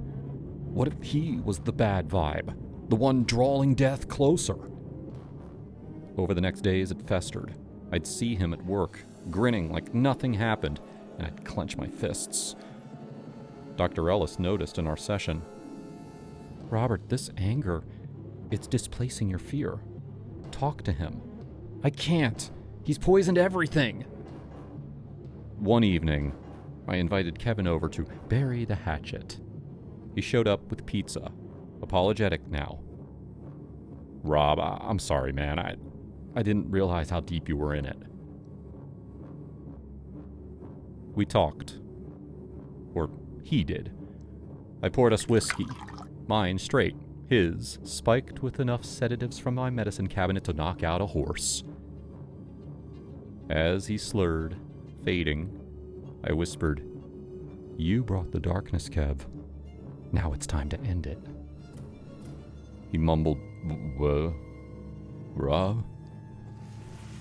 I dragged him to the bathtub. Easier cleanup. The knife from the kitchen felt heavy, but necessary.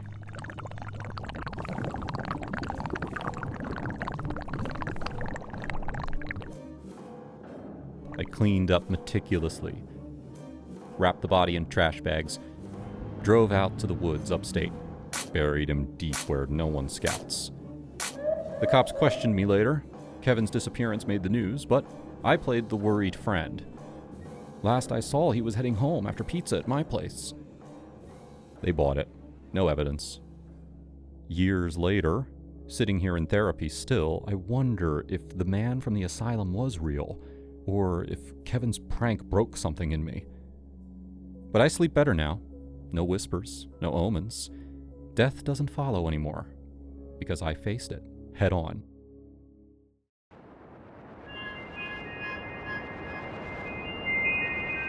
I don't know why my coworker Seth hated me. I didn't do anything to him. We weren't even in the same department. But when we passed each other in the hallway, he'd always glare at me. At meetings, he shot down every idea I had. It was obvious he had a grudge, but I felt too awkward to confront him about it. One day, I caught him hanging around in the parking lot after work. He looked really suspicious, like I just caught him doing something illegal. He hurried off before I could say anything. The next morning, I was set to meet with a potential client at his office. I worked really hard on a presentation that I knew he'd like, spending all week adjusting the PowerPoint and making sure my speech was perfect. I was a little nervous, but very prepared. On my drive to the client's office, a traffic cop pulled me over. I knew I wasn't speeding. "Do you know why I pulled you over?" I was honest with him. I had no idea why he pulled me over. Very politely, I told him I was on my way to an important client meeting. He asked for my license and registration and took his sweet-ass time looking through everything, like he wanted me to be late. Then he asked me to step out. I followed him to the back of the car, where he angrily pointed toward my license plate. "Do you care to explain yourself?" I still had no idea what he was talking about. Then I saw my license plate. It should have been a random selection of numbers and letters, but instead it read, STFU-PLS. Someone had switched my license plate. I immediately remembered seeing Seth in the parking lot. It was definitely him who'd done it. "It's illegal to use a fake license plate. Plus, I don't appreciate the profanity." I didn't understand what he meant by profanity. It didn't look like an actual word to me, but apparently it meant something to the officer. "I'm sorry, officer, but I didn't do this. Someone changed my license plate." He was not impressed by that answer. He spent the next 15 minutes lecturing me about decency and the law. I think he knew that I didn't purposely change my license plate, but he kept saying that any driver had the obligation to check their car before they got on the road. I thought that was total BS. Did he seriously think every driver looks at their license plate every morning just in case someone tampered with it? That made no sense. Eventually, he figured out that the fake license was stuck on top of my real one. So he removed it, wrote me a hefty ticket, and sent me on my way. By that time, I was already 30 minutes late for my meeting. The policeman wouldn't let me call them when he was lecturing me, so I left a message with the secretary as I drove. When I arrived, the boss wouldn't even meet with me. He had his assistant relay the message that he was no longer interested in hearing my presentation. I was furious. I drove right back to my office where Seth was chatting with another coworker at the water cooler. He didn't say anything to me, but his devious smirk told me everything I needed to know. You think you're funny? We lost a client because of you. I have no idea what you're talking about, ma'am. I probably shouldn't have confronted him in front of everybody. The policeman confiscated the fake license plate, so I didn't have any evidence, just my ticket. Our boss rushed over while I was screaming at him. He was a pretty traditional guy, so he did not appreciate the string of profanities I hurled at Seth. He had to physically pull me into his office, where he accused me of messing up my presentation and blaming Seth for it. I tried to explain what actually happened, but he wouldn't listen. He reported me to HR, and he warned me that if I confronted Seth again, he'd fire me. I was by far his highest performing employee, but he had zero tolerance for workplace shenanigans, as he put it. I left his office fuming. I needed to get back at Seth, but I had to be subtle about it. I avoided Seth for the next few days until I came up with a plan. After everyone had gone home, I snuck into his cubicle and looked through his drawers. He had a whole stack of novelty license plates hidden under some folders. I had no doubt he'd try to mess with me again, but this time I'd be prepared. The next morning, I rigged my car. I bought a small die pack, the kind used in bank security, and wired it under my license plate. If anyone tried to tamper with it, they'd get a face full of permanent blue ink. Then I went into the office and stopped by Seth's cubicle to chat with another coworker. I made sure Seth could hear every word. Great news. They're giving me a second chance at my presentation. I have to head there in 30 minutes. I rushed into my cubicle pretending to get ready. Sure enough, I heard Seth rifling through his drawers. Then he ran off to the parking lot to do exactly what I expected.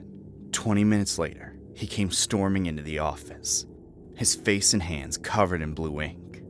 Our boss asked him what happened, but he was so consumed by anger that he charged straight toward me. His blue hands grabbed me by the shirt and he pulled me close.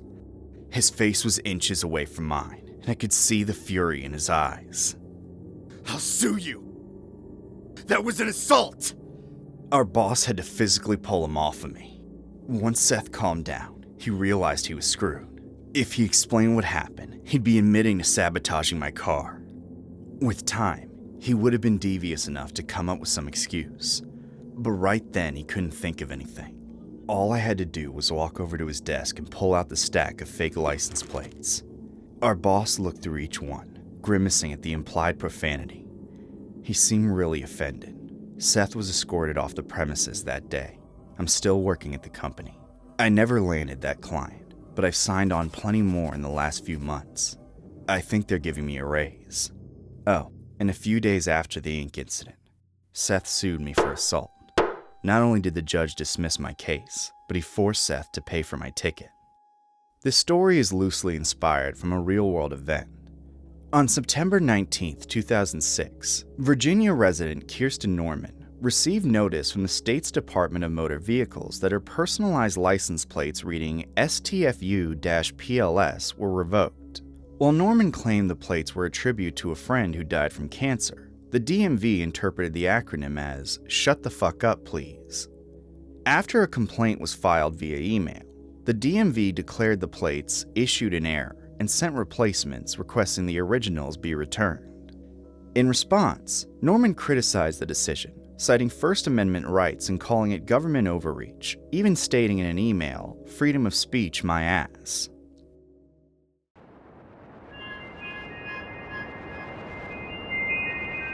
Back in 2018, I was slinging pizzas for Domino's in a sketchy part of Chicago, the kind of neighborhood where streetlights flickered like they were about to give up. I was 24, fresh out of community college with a useless associates in business, drowning in student loans and rent. Delivery gigs paid the bills, barely, and the tips weren't half bad if you hustled. Most nights were routine. Knock, hand over the pie, pocket a few bucks, drive on. It was a Friday, around 9 p.m. Pouring rain, like the sky was pissed off. The address was on the south side, a rundown apartment building with graffiti tags and busted windows. The order was for 2 larges, pepperoni and supreme, with extra cheese. "Cash on delivery," the voice on the phone had said, gruff and hurried. I pulled up, grabbed the insulated bag, and dashed through the downpour. My sneakers squelched on the cracked steps as I knocked. "Pizza delivery," I called out, trying to sound cheerful despite the chill seeping into my jacket. The door creaked open, and there he was. A big guy, mid-30s, with a shaved head and tattoos snaking up his neck. He had this smirk, like he knew something I didn't. Before I could say a word, he yanked the door wide, and I saw the glint of metal in his hand. A Colt 1911, just like the ones I'd seen in movies, but this was real, cold, heavy steel pointed right at my chest. "Get in here, motherfucker," he growled, grabbing my arm and pulling me inside. The door slammed shut behind me. That's when the other one appeared. Smaller guy, wiry and mean, fidgeting like he was on something. They tackled me to the floor, the pizza bag spilling open, slices sliding across the dirty carpet. "What the hell? Take the cash, man! Just take it!" I shouted, my heart pounding like a drum in my ears. I fumbled for my wallet, but the big one kicked it out of my hand. "Shut your mouth!" Smaller one snarled, pinning my arms down. This fidgety guy then rifled through my pockets, snatching the $80 in delivery money and my phone. "Look at this punk! Thinks he can just waltz in here!"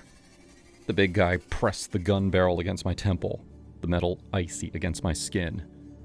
"You scream and I'll blow your brains out. Got family? Wife? Kids?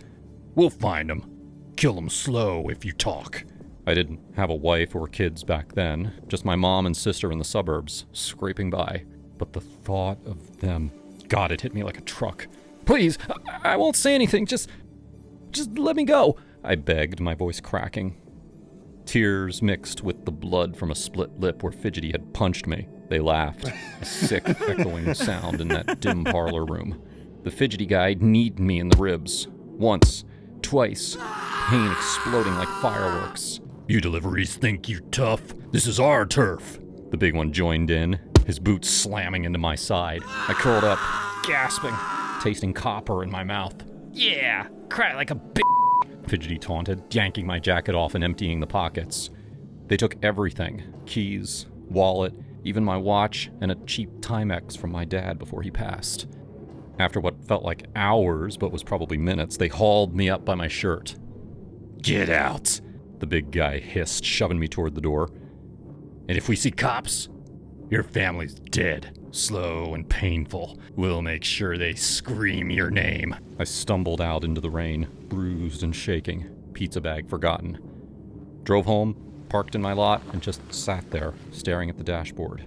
My ribs ached, face swelling. But the fear, that was worse. I thought about Mom, how she'd worry if I told her. My sister, pregnant with her first kid, she didn't need this stress. "Don't tell," I whispered to myself in the mirror. "They'll come after you." But the next day, the bruises were purple and ugly. My manager noticed when I called in sick. "What happened? You look like shit," he said. "Nothing, just fell." I lied, but my voice shook. "Bullshit. We'll figure it out." I didn't want to, but I did. Turns out the cops were already sniffing around. Another driver had been hit the week before. Same M.O. My manager convinced me to talk. "They threatened my family," I confessed, tears welling up again. "Said that they'd kill them if I snitched." The detective, a tough woman named Reyes, nodded. "We hear that a lot. But these they're cowards. We've got leads. Help us and we'll protect you." I spilled it all. The gun, the beating, the threats. They matched descriptions to known thugs. The big one was Marcus Big M. Thompson, a repeat offender with 2 strikes for armed robbery. Fidgety was a hanger-on, some lowlife named Rico. The trial was a nightmare. I testified, heart in my throat, staring down Big M in the courtroom. He pointed the gun at me, I said on the stand, voice steady despite the sweat. Said he'd kill my mom and sister if I talked. Big M's lawyer grilled me. "You sure it was a real gun? Could have been a toy." "It was real," I shot back, felt the weight when he pressed it to my head. Fidgety got 5 years, plea deal. But Big M, 3rd strike, life without parole. As they let him away, he glared at me. "You'll pay for this," he mouthed. Me and my buddy, Jake, both fresh out of college and in our mid-20s, had this tradition of hitting the trails in northern Georgia every fall. We weren't hardcore survivalists or anything, just 2 guys from Atlanta trying to escape the grind of entry-level jobs and city noise. Jake was the planner, always mapping out routes on his phone, while I handled the gear, packing way too much beer and not enough sensible shit like extra socks. That October weekend, we picked a trailhead deep in the Chattahoochee National Forest, about 4 miles in from the parking lot. The leaves were turning that fiery red and orange, crunching under our boots as we trudged along. "Man, this is living," Jake said, slapping a mosquito off his neck. "No bosses, no emails, just us and the woods." "Yeah, until we get lost and end up on some true crime podcast," I shot back, laughing. We bantered like that the whole way, talking about everything from our shitty dating lives to how we'd quit our jobs if we won the lottery. Jake was nursing a breakup. His ex had ghosted him after 3 years, and I was dealing with my own crap, like figuring out if I even liked my marketing gig. The trail wound through thick pines and over rocky streams, and by the time we set up camp in a small clearing, we were beat but buzzin'. We gathered firewood, started a blaze in the pit we'd dug, and cracked open some cans. Dinner was basic. Hot dogs roasted on sticks, chased with whiskey from my flask. The temperature had been mild during the day, but as the sun dipped, it plummeted. Mid-fall in Georgia usually means sweater weather, not this Arctic bullshit. "Dude, it's gotta be dropping into the 20s. I muttered, zipping up my sleeping bag tighter. "Feels like we're in freaking Alaska." Jake poked the fire with a branch, sparks flying up. "You wussy. This is what makes it memorable. Remember that time in college when we camped by the lake and it rained all night? We survived that." "Barely," I grumbled. "My tent leaked like a sieve." We laughed, the heat from the flames warming our faces as we swapped stories. Full bellies and the crackle of the fire lulled us into sleep pretty quick. I dozed off, staring at the stars peeking through the canopy, thinking about how peaceful it all felt.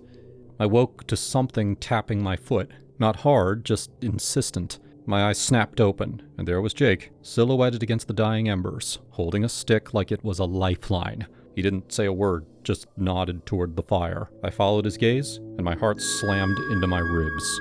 2 wild boars, massive, shaggy beasts, were rooting around the coals, kicking up dirt and snorting like they owned the place. One was easily 150 pounds, tusks curling out like scimitars. The other a bit smaller, but no less mean-looking. Their eyes glinted in the low light, and they were pissed, grunting and shuffling closer to our camp. "Shit," I whispered, barely audible. My voice caught in my throat. We had no guns, no knives worth a damn, just a hand axe I'd left propped against a tree, way out of reach. If we moved, we'd spook them, and everyone knows Georgia boars don't fuck around. They're invasive, aggressive as hell, and they've gored hikers before. One wrong noise and we'd be shredded. Jake's face was pale, eyes wide. "Don't move," he mouthed, easing back into his bag. We lay there frozen, watching them. The bigger one snorted, pawing at the ground where our food scraps were buried. "What if they charge?" I hissed, my pulse thundering. "They won't if we stay quiet," he whispered back, his voice steady, but I could hear the fear. "Just wait it out. Fire's almost gone. They'll lose interest." Time dragged like molasses. An hour felt like eternity. The cold seeped into my bones, but sweat beaded on my forehead from the tension. The boars circled the pit, tusks scraping roots, their breath puffing in the frigid air. One bumped the logs, sending embers scattering, and I nearly pissed myself. "Jake, man, this is bad," I murmured. "Remember that story about the guy in Atlanta? Boar tore his leg open." "Shut up," he snapped under his breath. "You're gonna jinx it. If they come at us, grab for the axe. I'll distract." "No way," I replied. "We're both getting out of this." We kept whispering like that, low and urgent, sharing stupid plans that'd probably get us killed. It was surreal. 2 grown men reduced to statues, praying to whatever god watches over idiots in the woods. I thought about my mom back home, how she'd freak if she knew. And Jake's ex? Bet she'd feel bad now. Finally, as the fire sputtered to ash, the boars lost interest. The big one grunted one last time and then trotted off into the underbrush, the smaller one following. We waited another 10 minutes, hearts pounding before sitting up. "Holy fuck," Jake exhaled, rubbing his face. "That was too close." "No shit," I said, laughing shakily. "We almost became boar chow." We rebuilt the fire with trembling hands, talking through the adrenaline crash. You think they smelled us? He asked. Probably the hot dogs, I replied. Lesson learned. Bury the scraps deeper next time.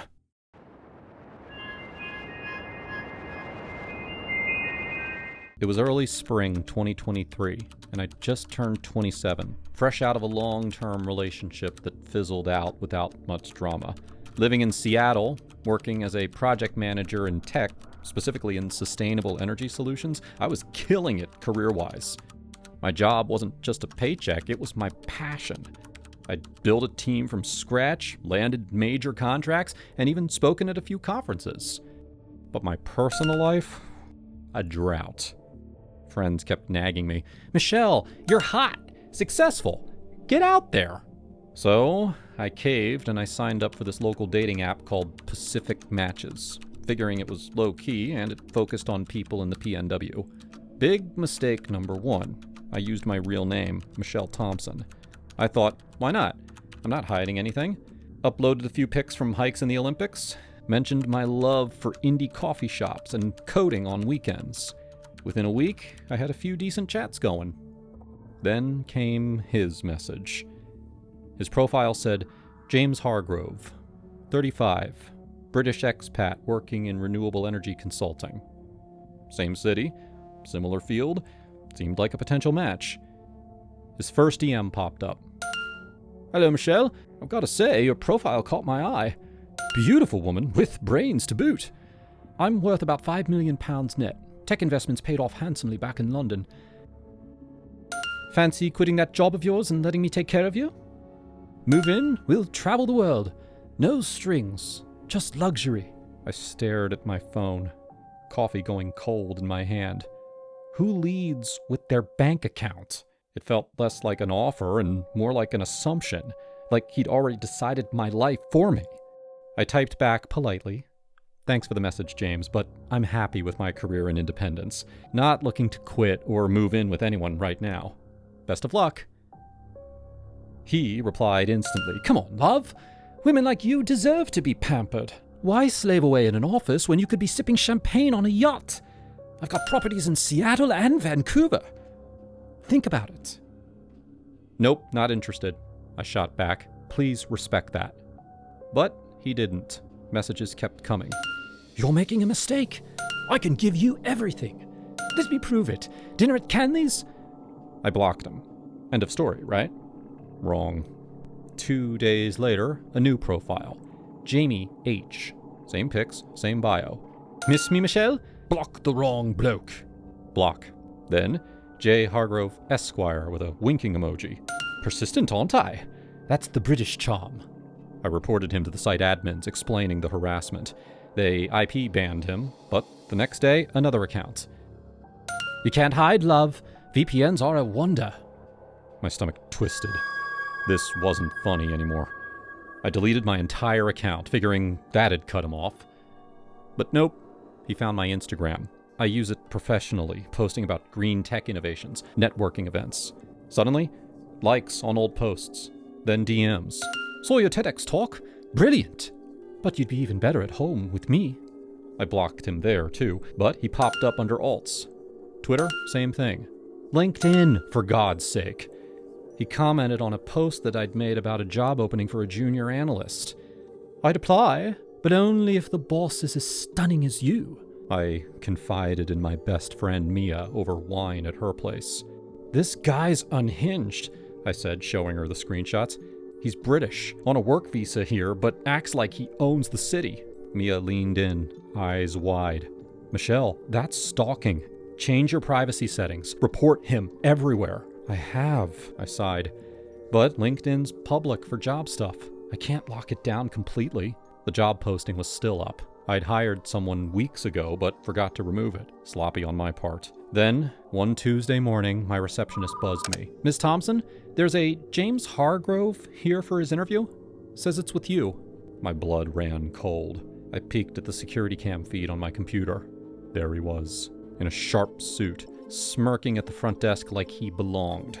tall, dark hair, that posh British accent probably charming the pants off everyone. "Tell security to escort him out," I said, my voice shaking. "He's not scheduled. He's a stalker." Our guard, Mike, marched down. I watched on the feed as Mike confronted him. "Sir, you need to leave. No appointment." James's face twisted. "This is absurd! Michelle knows me! Tell her James is here! We're meant to be together!" Mike grabbed his arm. "Out. Now." James yanked away. "Get your hands off me, you yank brute! I'll sue!" But Mike hauled him to the parking lot, got his plate on cam. I called the police right after, filing a report. "He's been harassing me online for weeks," I told the officer, a no-nonsense woman named Detective Reyes. "Now he's shown up at my work. I'm scared." Reyes nodded. "We'll look into it." Got his details? From the plate, they traced him to Hargrove Consulting, one of our biggest clients. Ironic, right? They pulled him in for questioning that afternoon. I imagined the scene. James in an interrogation room, sweating under fluorescent lights. "It's just a misunderstanding," he'd probably say in that clipped accent. "I fancy her. I thought persistence would win her over." His bosses weren't amused. Having a stalker on payroll, especially one fixated on a key contact at a partner company, bad for business. They fired him on the spot. Turns out, he was here on an H-1B visa tied to that job. Without it, he had to leave the US. But, get this, he didn't go back to the UK. Instead, he self-deported to Canada. Vancouver, I think. Maybe to dodge questions or start fresh. Why Canada? Who knows? Perhaps he had connections there.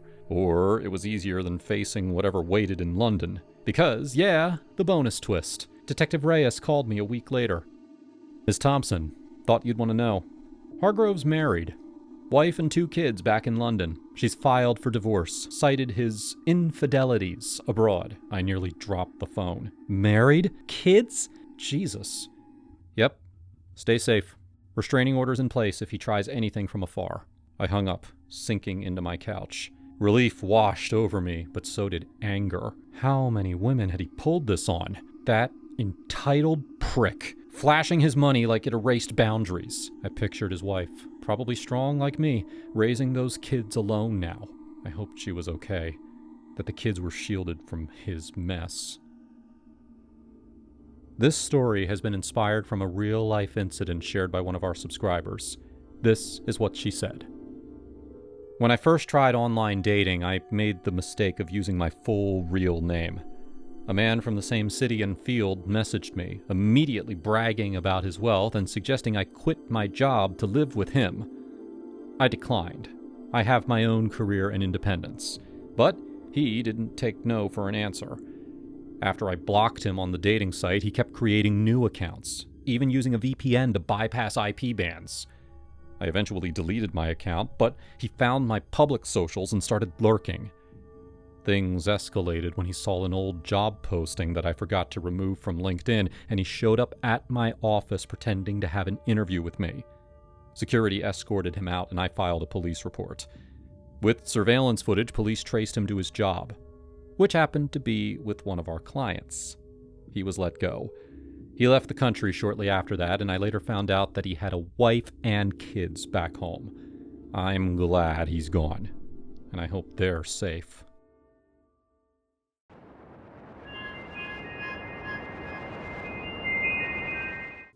It was one of those humid summer evenings in Chicago. The kind where the air sticks to your skin and you can't decide if you're hungry or just bored. I'd matched with her on Bumble. Her name was Jamie, mid-30s, with a profile full of hiking pics and quotes about adventure. She seemed fun, edgy, the type who could keep up with my sarcasm. We chatted for a week, trading stories about bad exes and favorite dive bars. Finally, we decided to meet at this little Italian spot downtown, the one with the red checkered tablecloths and killer tiramisu. I got there first, nerves buzzing like they always do on first dates. I was wearing my go-to black dress, the one that hugs just right without trying too hard. And I sipped a glass of Pinot while scrolling through my phone. When Jamie walked in, she looked even better than her photos.